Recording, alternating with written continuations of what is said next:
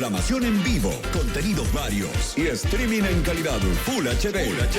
Búscanos en YouTube, @Radio Post 921. Saber de dónde venimos es importante para saber a dónde vamos. Repasamos aspectos atractivos de la historia en Tarde Random.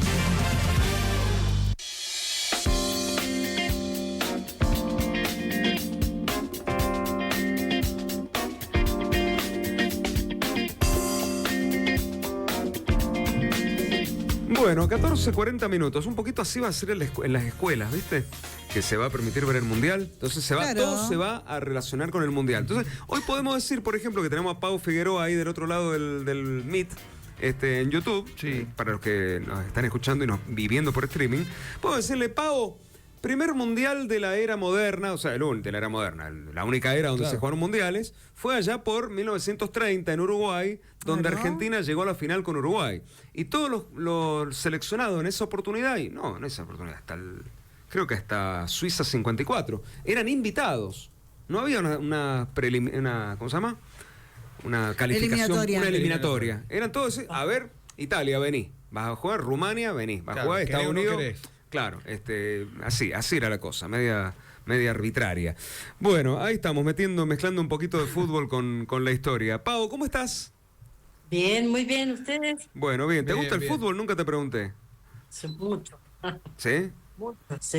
Bueno, está bien. Hincha de... Hincha de, claro, dale. Ya, ¿hincha de? Soy hincha del Real Madrid y de River. Muy bien uno. El otro, paso el otro es como que le da lo mismo. Me da exactamente igual, sí. Real Madrid de Mendoza, ¿no? Claro, Real Madrid de Mendoza. ¿Y de Mendoza? ¿Quién? ¿Alguien?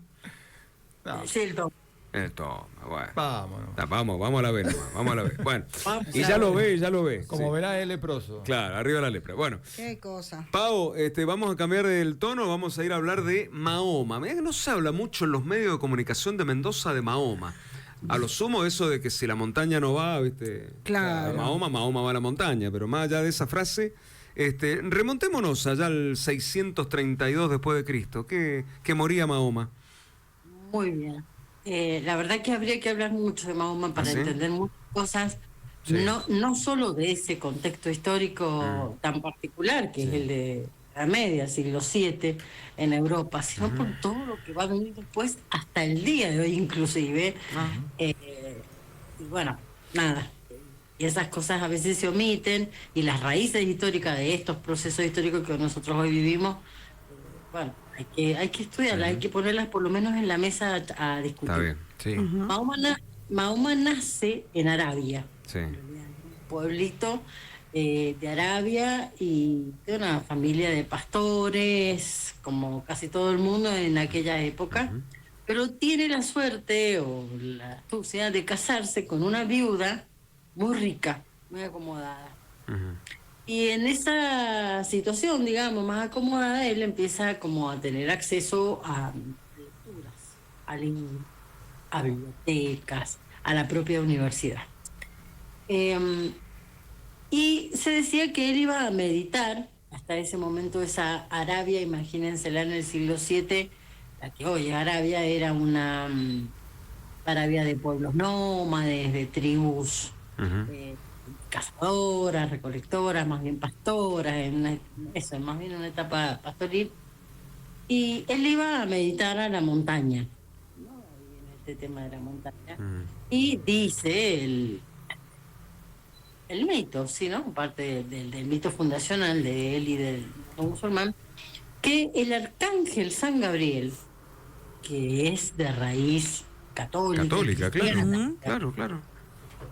Él le aparece en la montaña revelándole que existe solo un Dios, que lo que estaban cometiendo los árabes era error, porque no hay muchos dioses.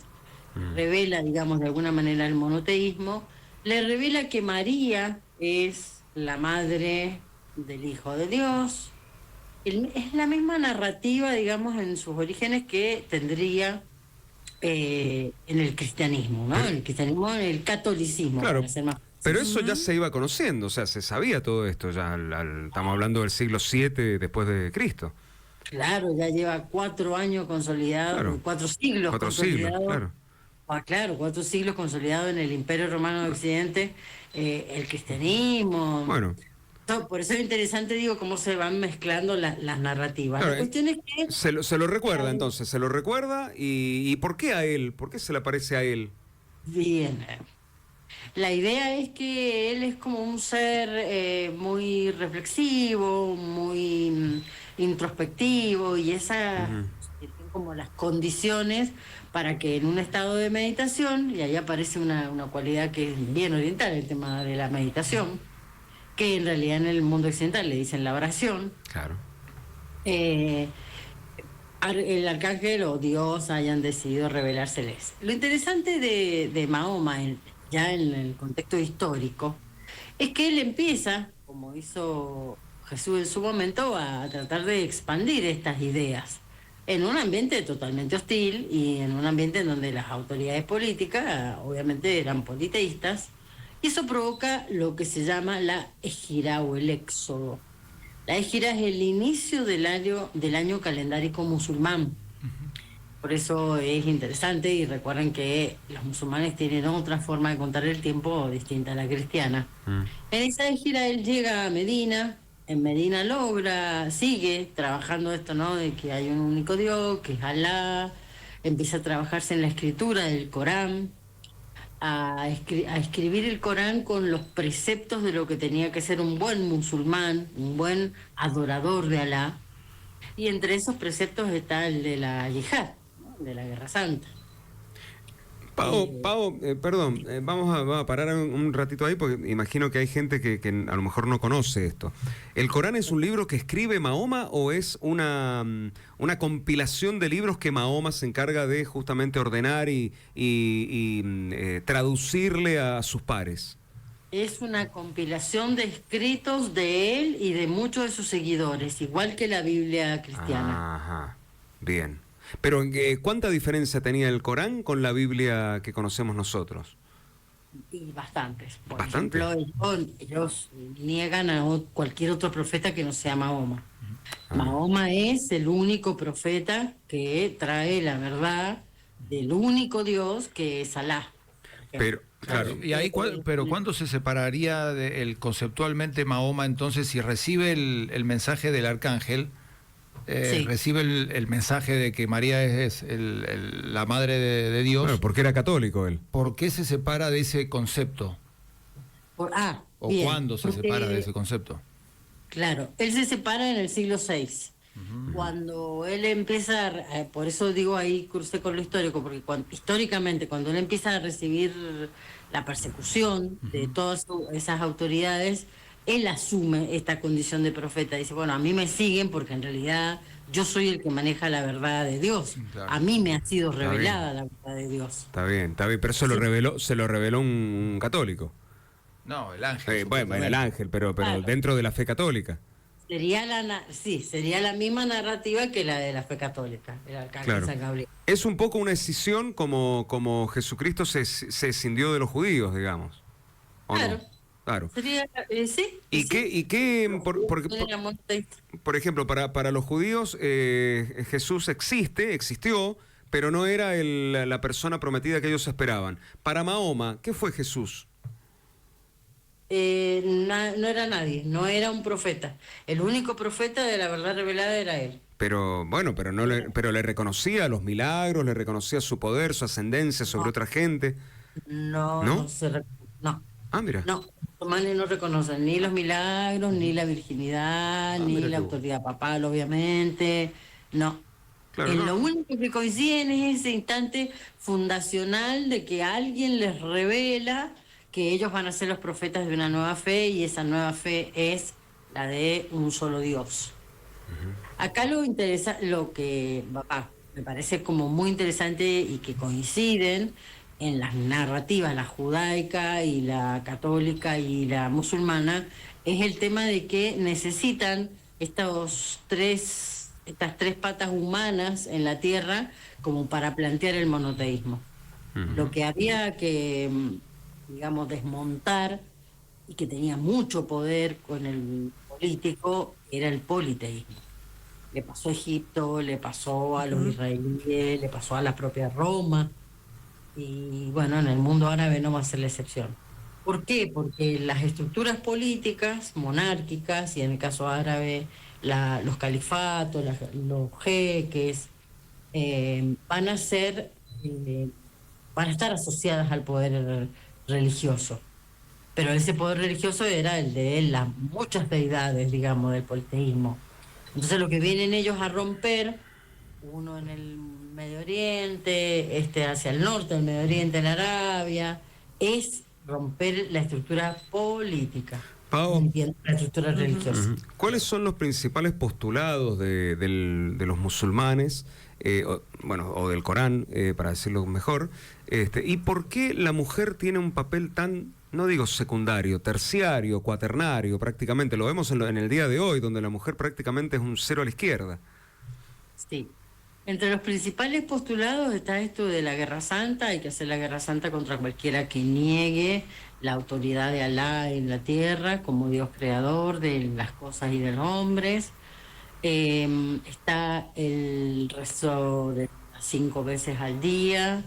Está el del ayuno del Ramadán, que consiste en no ingerir ni alimentos ni líquidos desde el amanecer hasta el atardecer durante esos 40 días, recreando un poco lo que es la égira o lo que fue la égira de él. Y respecto de la condición femenina, él se casa con una mujer muy poderosa, y no era la condición que la mujer va a ir adquiriendo a medida que el mundo árabe se vaya extendiendo por el norte de África, incluso por el sur de Europa. Es distinta. Vamos, la condición femenina fue tomando las características que nosotros hoy conocemos, avanzada la modernidad, o sea, avanzado el siglo XV. Mira. Hasta ese momento ellas, si bien tenían las funciones domésticas que seguimos teniendo, ¿no?, hasta el día de hoy, en realidad acceden a las universidades, van a las bibliotecas, siempre la de los grupos privilegiados. Los grupos populares no. Está bien. Mujeres ni varones, en el caso de los populares. Pero dentro de los grupos privilegiados las mujeres no sufrían esa diferencia. Sí va a pasar cuando el mundo árabe se militarice fuertemente, sí, y bueno, el varón aparezca como la figura principal de esos ejércitos que se extienden y que extienden el poderío de Alá en el mundo, y las mujeres sí van a ir lentamente quedando solas en sus lugares de origen, porque los hombres van a la guerra, y en ese mundo doméstico y reducido, porque sus esposos representan, digamos, como el poder de Alá en la tierra. Son los elegidos de Alá, y por eso la guerra que ellos llevan a cabo es santa. Claro. Y ellas lo que hacen es cuidar la santidad de sus esposos. Está bien.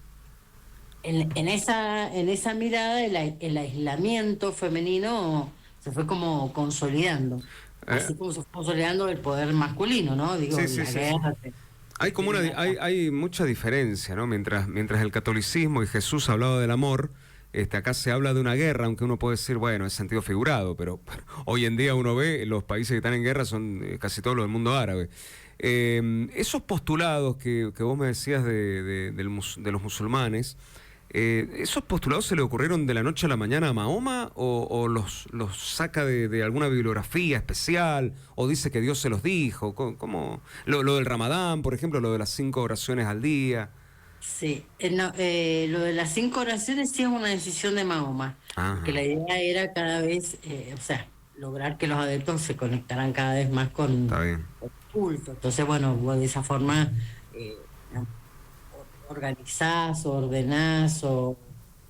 la palabra que se me viene es esclavizás, pero bueno, sistematizás, digamos, el culto a la deidad que vos querés. Sí. Eso sí fue una decisión de Mahoma. Lo del Ramadán y lo de la réplica de la égira, eso se fue construyendo con el tiempo. Y si bien es uno de los principios de cualquier buen musulmán, eso fue con el tiempo, porque en realidad, bueno, no es de la época de Mahoma, sino que va a recrear lo que le pasó a Mahoma. Okay. Y lo de la Guerra Santa, un temazo ver y todos los que nos escuchan y tenemos que pensar. Yo creo que hay que sentarse a hablar de lo que es la guerra en general, ¿no? Pero las cruzadas que los católicos y todas las monarquías católicas llevaron a cabo contra los judíos y los musulmanes en Jerusalén eran guerras santas también. Claro. Sí. Y no reflejaban para nada el mensaje de Jesús, del prójimo, de honrar al padre y a la madre, tampoco lo reflejaban. Pero sí hubo un freno. Pero el freno de eso fue que ellos perdieron la guerra.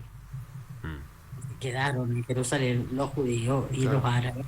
Y siguen dando de cabeza hasta el día de hoy, ¿no? El mundo palestino y el mundo hebreo. Sí, lo de los musulmanes se puede llegar a entender más por las divisiones, no sé, hasta étnicas, raciales, ¿no? Digo, si es que me estoy expresando bien, chiitas, sunitas, es ahí porque hay una línea menos belicosa que la otra.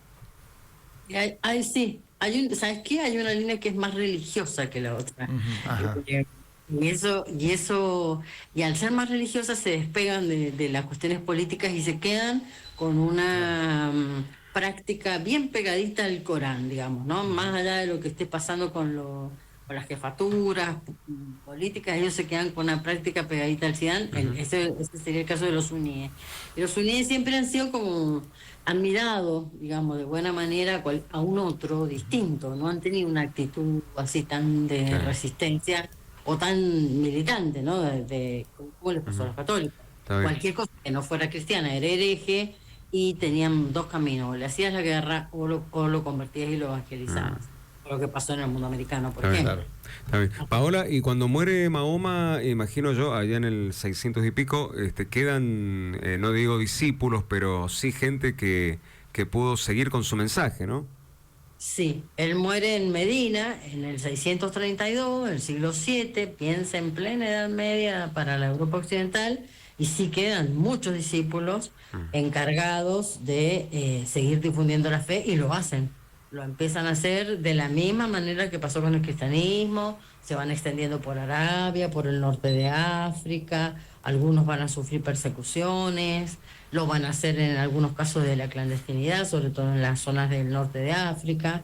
Arabia no va a ser tan hostil, pero sí lo va a ser el norte de África, pero bueno, porque ahí tienen que enfrentarse también a cultos que no son los de tradición romana, sino que son los de las propias tribus que vivían en Marruecos, en Argelia. Bueno, y hoy en día hay musulmanes extendidos en gran parte de Europa. Uno va a Inglaterra, por ejemplo. Yo no te digo la mitad de Inglaterra es árabe, pero bueno, por ahí anda, ¿eh? Impresionante, sí. El crecimiento que tuvieron. Yo no sé si eso está planeado. El imperio de la modernidad fue el mundo musulmán, fue el imperio musulmán. Yo no sé si está planeado eso, tipo invasión, o se da casualmente, no sé, pero un alto porcentaje de territorio europeo tiene musulmanes hoy en día. La verdad que yo creo que, bueno, es parte de la migración, del proceso de migraciones que la humanidad tiene, ¿no? No, la verdad que no sé si responde a un plan, pero sí creo que responde a un proceso de migraciones en lógica. Creo que responde a un mundo global en donde, bueno, nos vamos enterando todo de lo que va pasando en todos lados y se van tomando opciones. Bueno. La verdad que la formación de los jóvenes árabes es buena si te vas a Inglaterra, si te vas a Francia, si te vas a Estados Unidos. Por eso, bueno, siempre se dice, bueno, el saber que ellos tienen, que después, bueno, en la yihad lo usarían contra ellos, se lo dan ellos mismos. Pero esto es parte del mundo global que... Bueno, los que tienen las condiciones para pagar, no sé, una Universidad de Cambridge, un Princeton, una Columbia, en Estados Unidos lo hacen. El resto siguen siendo pastores de ovejas. Claro. Bueno, Pau, muy interesante el tema de hoy, ¿eh? La verdad que se habla muy poco de Mahoma. Sí. Muy poco. La verdad que sí, y es el fundador de una de las religiones más importantes de la Tierra. Así es. Y se simplifica demasiado el tema, ¿no? Se simplifica el tema muchas veces, sí. Y se habla desde el desconocimiento por allí, ¿no? Uno globaliza, dice los árabes, los musulmanes, como si fuera todo lo mismo y no son los mismos. Los terroristas dirían los más radicalizados. Sí, total. Y no lo son. Los musulmanes son terroristas, claro. Bueno. Y bueno, la ignorancia es atrevida, bueno, por eso estamos acá tratando de aprender un poco. Bueno, Pau, muchas gracias y hasta el próximo jueves. Gracias, igualmente a ustedes, un Hasta cariño. luego. Bueno, Paola Figueroa con nosotros, el bloque de historia en el programa, qué lindo. Pensar que la historia a mí en la secundaria me aburría. Bueno, ahora todo lo contrario, me entretiene, me encanta.